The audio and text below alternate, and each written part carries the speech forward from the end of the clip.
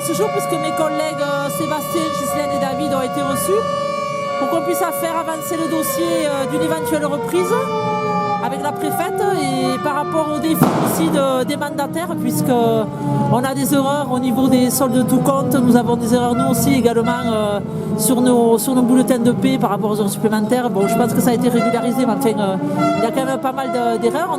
D'ailleurs, les mandataires nous considèrent aussi comme des personnes qui mettent le feu à la situation, qu'on n'est pas du tout responsable et tout, alors que c'est pas du tout ça. À ce jour, nous sommes le 15 février 2022, nous occupons, ça fait 85 jours que nous occupons notre atelier, justement notre usine, pour justement que les mandataires, les vautours de mandataires ne nous prennent pas tous nos moyens de travailler, quoi, en fait, hein, nos fours. Et donc on est là devant la préfète encore pour se faire entendre, pour faire avancer du coup ce dossier de reprise, pour qu'il y ait une survie pour cette société, pour notre usine à la SAM, et après pour notre territoire.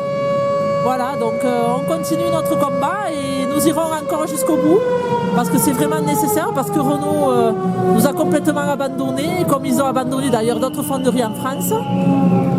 Donc c'est inadmissible, quoi. C'est de l'humain qui est jeté en pâture, en fait, avec rien du tout, quoi. Donc en plus, nous avons quand même dans l'entreprise, nous, le moyen d'âge quand même de 47 ans.